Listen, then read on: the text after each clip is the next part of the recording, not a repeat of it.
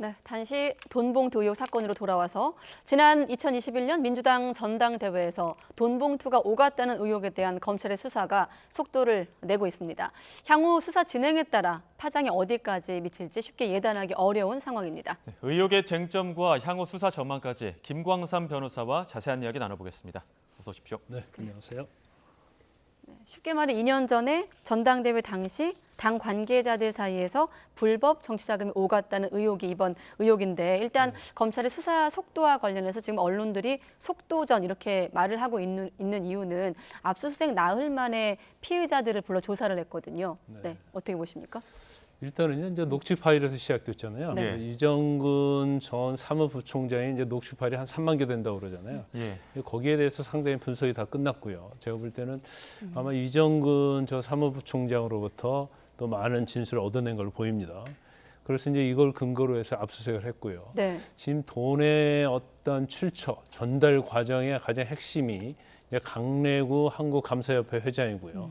그다음에 이제 중간에 돈을 전달하는 것이 이제 광합형 대전 동구 구의원이거든요. 그렇기 때문에 일단은 돈의 어떤 출처, 전달 이 과정에서 수사가 시작돼야겠죠. 네. 그리고 이제 그 다음에 받은 사람을 상대로 이제 수사를 하기 때문에 결과적으로 따지면 지금 강래구 회장이 이제 돈을 마련했다고 알려져 있잖아요. 그래서 강래구 회장이 가장 중심적인 인물이고, 그다음에 어떤 형태로 해서 돈이 전달됐는지, 지역에 뿌려졌는지 이런 부분을 이제 검찰이 굉장히 빠른 속도로 이제 수사를 하고 있다 이렇게 볼 수 있습니다. 예, 그 돈봉투가 뿌려졌던 경로들, 그 갈래들을 좀 따져보면 돈이 세 갈래로 나뉜 것 같아요. 어떻게 경로가 좀 나뉘었는지 설명을 해주시죠. 일단 2021년에 민주당 경선이잖아요. 예. 근데 경선 자체는 거기에서 이제 최다 득표를 해야지 대표가 되는 거단 말이에요. 예. 네. 그러면 이제 지역구 위원장을 맡고 있는 국회의원이 있을 거고, 이제 국회의원이 되게 이제 대의원들을 좀 관리하고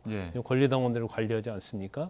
그래서 이제 국회의원들에게 두 번에 걸쳐서 300만 원씩 봉투 20개, 그래서 한 20명 정도 돈을 건네주었다고 검찰은 보고 있고요. 네. 그다음에 이제 각 지역에 보면 캠프에 지역 본부장이 있고 지역 상황 실장이 있습니다. 그래서 그건 각 50만 원짜리 봉투를 만들어서 지역 본부장 10명, 7명, 그리고 지역 상황실장에게 이제 50만 원짜리 봉투 40개 만들어서 20명 이렇게 전달했다는 거예요. 그래서 이 세 갈래로 뿌려진 걸 보면 이제 경선을 위해서 경선에서 이제 최다 득표를 얻기 위해서 이런 돈을 뿌린 것이 아닌가, 이제 그렇게 저희가 추론해 볼 수 있는 거죠. 그러니까 세 덩어리를 나눴을 때 하나는 국회의원들이 받았다는 덩어리가 하나 6천만 원짜리가 하나 있고, 물론 아직은 의혹입니다만 또 한 가지 지역 본부장, 또 지역 상황실장 이렇게 세 개 큰 세 갈래를 지금 말씀하셨는데 그 중에 한 갈래가 국회의원들한테 건네졌다는 6천만 원 의혹입니다. 아직 검찰은 아까 말씀하신 대로 자금의 마련, 분배, 전달에 대한 어떤 조사가 먼저고 받은 측은 나중에 하겠다고 했으니까 아직 특정되진 않았습니다만 지금 뭐 언론을 통해서는 현역 의원들 가운데 최대 20명까지 뭐 얘기도 나오고 있거든요. 어디까지 좀 번질까요? 일단 벌써 이름이 나오고 있잖아요. 뭐 예. 서울에 누구, 경기에 몇 명, 호남에 몇 명 이렇게 나오고 있어요. 그래서 아마 언론 내부적으로는 뭐 알고 있을 가능성이 크다 이렇게 봐요. 그런데 이제 10명에서 20명 나온 이유가 이게 돈이라는 게 전달하는데 전달 도중에 우리가 배달 사고라고 있지 않습니까? 이제 그럴 가능성이 있는 부분도 아마 여러 가지 종합을 해서 특정하지 않는 것 같아요. 그래서 아까 이제 세 갈래로 돈을 지불했다고 하잖아요. 그러면 이제 국회의원과 관련해서는 3천만 원씩에서 300만 원, 10개니까요. 그건 상당히 명확한 것 같아요.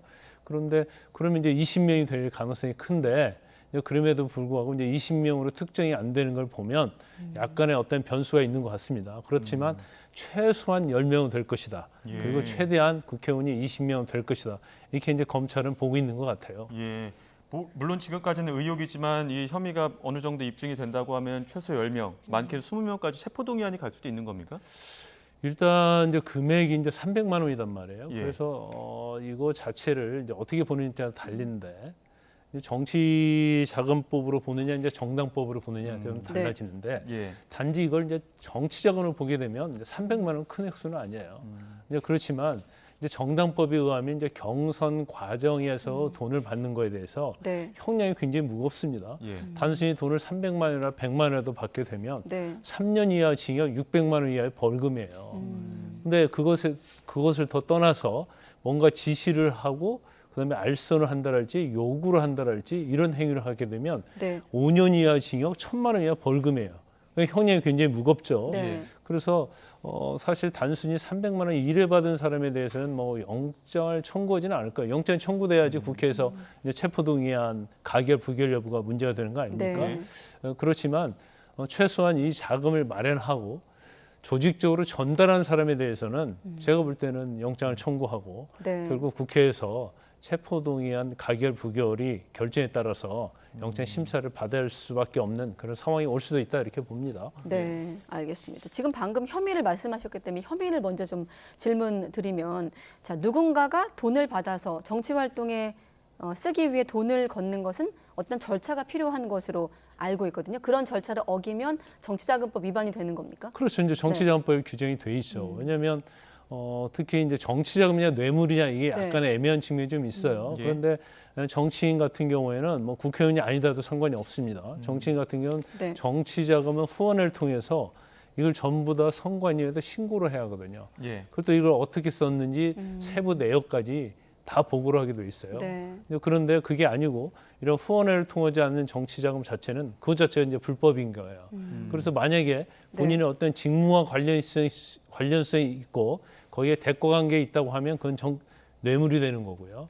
그렇지 않은 경우에 순수한 정치라는 데 사용하라고 줬다고 한다면 네. 그건 이제 정치자금법 위반이 되는 겁니다. 그래서 이거 자체는 뭐 예를 들어서 300만 원을 받았다고 하면 300만 원이 이게 경선 과정에서 받은 거잖아요. 네. 예. 그렇기 때문에 일단 정당법 위반이 될 것 같아요. 왜냐하면 어떤 특정인의 당선과 관련해서 금품을 제공하거나 받으면 네. 이제 정당법 위반이거든요. 음. 그런데 그런 정당법 위반자가 되면서도 어떻게 보면 미리 이제 정치 자금이 될 수 있겠죠. 네. 정치를 위해서 써야 할 돈이니까. 그러면 우리가 이제 법적으로 이제 상상적 경합이라는 걸 써요. 그러니까 돈을 받은 것 동시에 두 법이 동시에 해당이 된다. 위반이. 예. 이제 이런 걸 좀 어렵지만 상상적 경합이라고 쓰는데 이제 정치자금법 위반도 되면서 정당법 위반이 될 소지가 있는 거죠. 정치자금법 위반과 정당법 위반 소지가 있는데, 만약에 지금 보면 핵심 인물들에 대한 어떤 소환 조사가 속도를 내면서 추가적으로 불법 자금이나 혹시 뭐 대가 관계가 드러난다면 또 다른 범죄 혐의가 더 추가되는 겁니까? 그렇죠. 이제 우리가 정치는 생물이라고 얘기를 하고 예. 그런데 또 한 가지 더 보태서 수사도 생물이라고 하죠.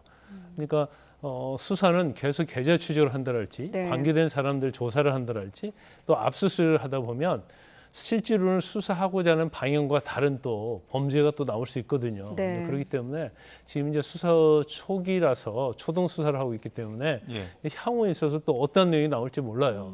뭐 지금 나온 내용은 압수수색 영장에 제시된 뭐 9,400만 원이지만 네. 경우에 따라서는 뭐 압수수색 과정에서 어떤 현금이 더 나올 수 있고요. 또 그 전달 과정, 또 돈을 받은 사람들의 입을 통해서 또 다른 범죄 혐의가 나올 수 있기 때문에 향후에 있어서 어떤 수사의 방향, 네. 수사의 정도, 수사의 범위는 이제 어떻게 될지는 지금은 가늠할 수는 없죠.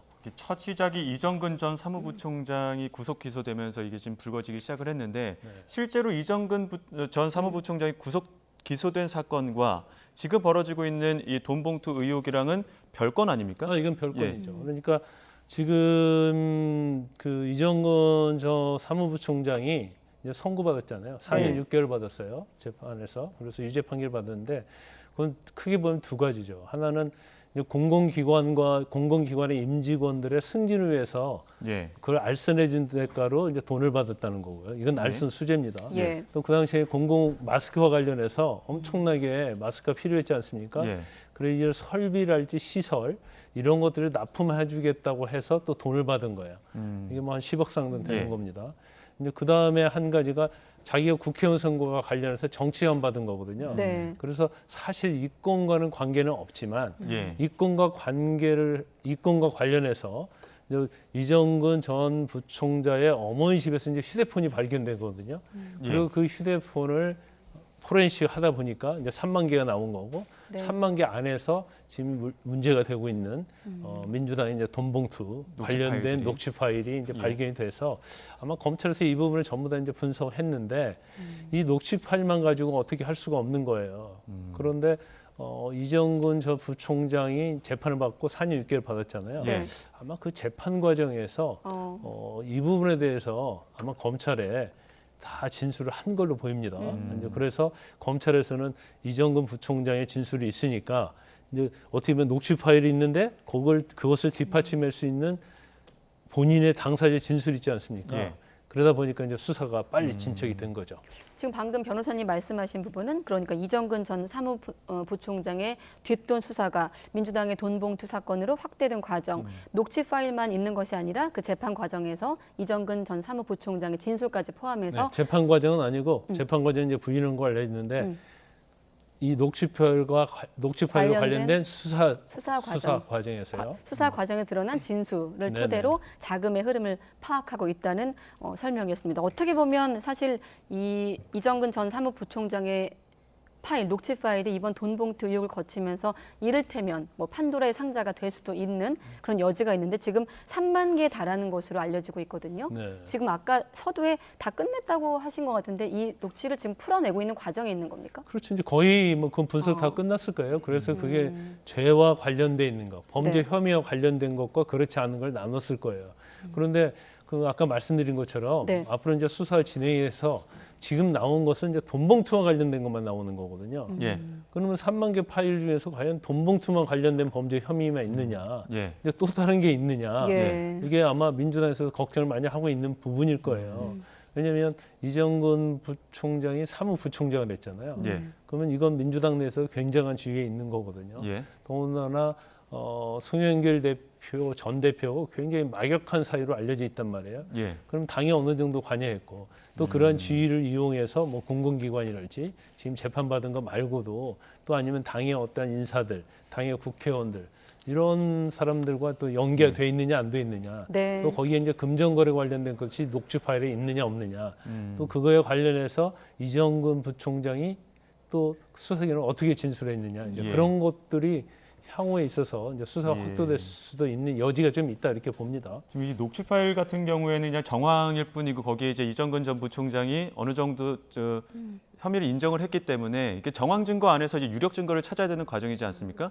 그럼 어떤 수사를 통해서 어떤 경로를 찾아야 되는 일단 거예요? 이제 녹취 파일이요. 예. 일반적으로 거기에서 우리가 대장동 일당과 관련된 거와 비교를 하면 김만배는 뭐 누구에게 돈을 얼마 줘야 한다 이런 얘기를 해요. 네. 그리고 428억이 뭐 이재명 측 것이다 이런 취지로 얘기를 하는데 예. 그것은 내가 그냥 뭐 허황되게 아니면 과장되게 얘기한 것이다. 그러면 이건 증거로 쓸 수는 없죠. 예. 그렇지만 이 녹취 파일은 김만배 일당의 녹취 파일과 좀 다른 측면이 있어요.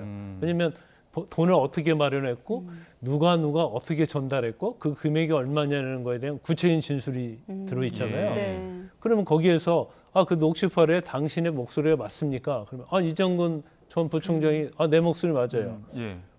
그다음에 윤관석 의원의 목소리가 맞고 이성만 의원의 목소리가 맞아요. 그러면 이건 그냥 정황 증거가 아니라 직접 증거가 될 수가 있고 또 이 이제 관련된 자들의 어떤 진술이 합쳐지게 되면 뭐 아주 명확한 증거가 될 수 있는 거죠. 네. 예. 하지만 핵심 피해자인 윤관석 의원, 이성만 의원에 대한 강제 수사에 나섰습니다만 두 사람 모두 강하게 의혹을 부인하고 있고 이번 의혹의 한 갈래인 아까 1,400만 원이 지역 본부장에게 건네진 의혹의 또 중심 인물인 조택상 전 부시장도 혐의를 강하게 부인하고 있습니다. 어떻게 좀 이런 다 부인하고 있는 상황에서 이거를 역으로 검찰은 증명해 나가는 과정이 될까요? 일단 이제 제일 중요한 것은 이제 녹취 파일이 일단 존재를 하잖아요. 예. 그러면 그 관련된 사람들 지금 압수수색에는 9명 정도 적시돼 있다고 하지 않습니까? 네. 근데 9명 중에서 1명 내지 2명 정도가 사실은 그 당시의 상황이랄지 돈의 출처랄지 돈을 마련된 경위 또 어떤 식으로 구체적으로 전달했는지 이런 것들이 나올 수 있는 거거든요. 그래서 지금 녹취 파일 중에서 지금 5월 2일 날 2021년 5월 2일 날 전당대회가 있었는데 4월 27일, 28일 그 당시에 돈을 어떻게 전달했는지 시간까지 다 나오고 있거든요. 예. 그럼 굉장히 구체적인 거거든요. 그래서 이 부분에 대해서는 사실 지금 가장 중심에 서 있는 게 윤관석 의원이고 이제 강내구 협회장인데 네. 그 부분을 자기들이 알리바이가 됐건 또 다른 것이 됐건 이걸 명확하게 깨지 않으면 사실은 어려운 상황에 처할 수 있다고 봅니다. 예. 그 현금 봉투를 전달한 그 뭐 장면이라든지 CCTV 이런 게 없더라도 그 해당되는 인물들의 증언만으로도 입증이 되는 거죠. 그렇죠, 그렇죠. 이제 그 당시 뭐 예. 정황이 있을 거고요. 예. 그다음에 시점이 있을 거고, 그다음에 돈을 어떻게 마련한 동기가 있겠죠. 음. 어떻게 전달했는지 이제 구체적인 것들이 지금 현재 보면 다 나와 있거든요. 네. 예. 그렇기 때문에 사실 이제 부인한다 하더라도 명확하게 자기의 무죄를 입증할 수 있는 걸 어떤가를 결정력을 내놓지 않으면 예. 사실은 굉장히 어려울 수 있죠. 네. 지금 검찰의 칼끝이 민주당 현 대표도 향하고 있고요. 사법 리스크 별도로 지금 이번 건 같은 경우는 전 대표에 대해서도 검찰의 칼끝이 향하고 있는 상황인데 지금 해외 프랑스에 머물고 있는 송영길 전 대표 아까 민주당에선 조기 귀국을 요청하기도 했다 이런 입장이 나오고 있는데 앞으로 수사가 어떻게 좀 전개될까요? 일단 수사 이제 시작이거든요. 네. 수사의 마무리는 송영길 전 대표를 조사하는 것이 마무리가 될 것이다 이렇게 봅니다. 네. 그런데 이제 송영길 전 대표 관련해서 사실은 밑에서 이제 돈을 마련하고 전달하고 그러면서 우리가 알아서 한 것이다. 그래 버리면 이제 송영길 전 대표까지 가기가 어렵죠. 쉽지 않죠. 그런데 지금 녹취 파일에 보면 뭐 송영길 전 대표가 이미 이 얘기가 돼 있다. 어떻게 전달하는지에 대해서 그런 녹취 파일도 나와 있고요.